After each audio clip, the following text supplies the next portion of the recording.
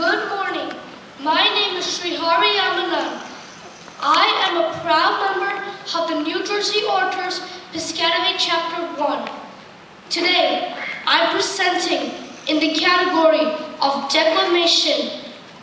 I have chosen a Robert Francis Kennedy speech on the assassination of Martin Luther King Jr.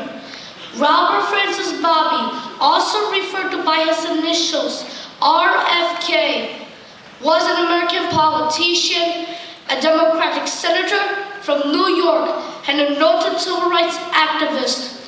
He was a member of the Kennedy family, a younger brother of President John F. Kennedy, and one of his advisors during his presidency. On April 4th, 1968, Kennedy learned of the assassination of Martin Luther King Jr. He gave a heartfelt, impromptu speech in Indianapolis' inner city in which Kennedy called for peace between the races. Riots broke out in 60 cities in the wake of King's death, but not in Indianapolis, a fact many attribute to the effect of the speech. I believe that the speech is so important because of the circumstances it was delivered, and it was from Robert Francis Kennedy himself. He knew that what he needed to say that night had to come from the heart. This was a time to mourn the loss of a great man. It was time to bring reason to a justifiably angry culture and community. His words brought peace to a city which may have erupted in violence and chaos like many other major cities.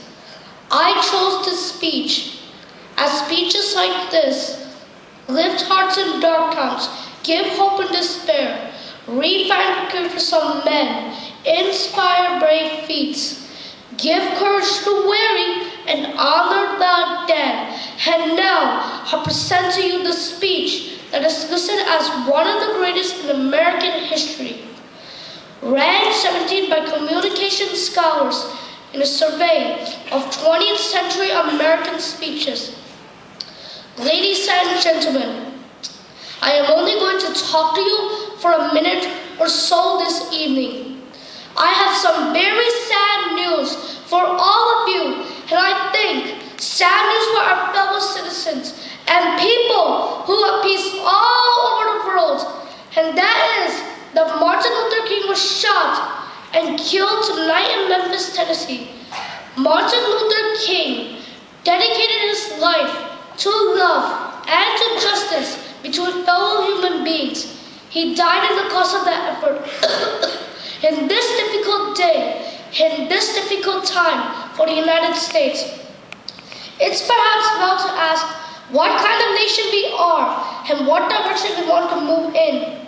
For those of you who are black and are considering the evidence evidently that there were white people who were responsible, you could be filled with bitterness and with hatred and a desire for revenge. We can move in that direction as a country in greater polarization. Black people amongst blacks, white people amongst whites, filled with hatred towards one another, or we can make an effort as Martin Luther King did to understand, to comprehend, and replace that violence, that stain of bloodshed that is spread across our land with an effort to understand compassion and love. For those of you who are black and are tempted to be filled with hatred or mistrust of the injustice of such an act, I would only say I can feel the same kind of feeling in my own heart. I had a member of my family killed. He was killed by a white man. My favorite poet, Aeschylus, and he once wrote, "Even in our sleep, pain which cannot forget falls drop by drop upon the heart until, in our own despair, against our will, comes wisdom through the awful grace of God." What we need in the United States is not division. What we need in the United States is not hatred. What we need in the United States is not violence and lawlessness, but it's love and wisdom and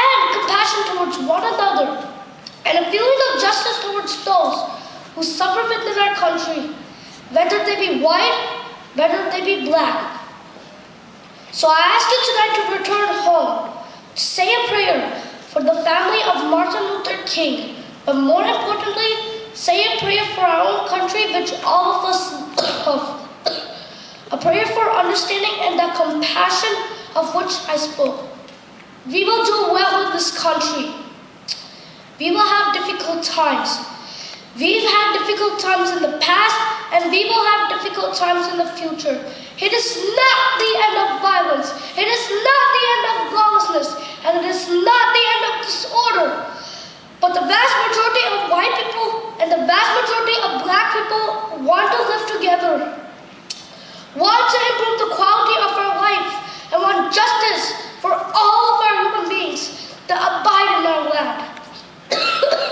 And let's dedicate ourselves to what the Greeks wrote so many years ago, to tame the savageness of men and make gentle the life of this world.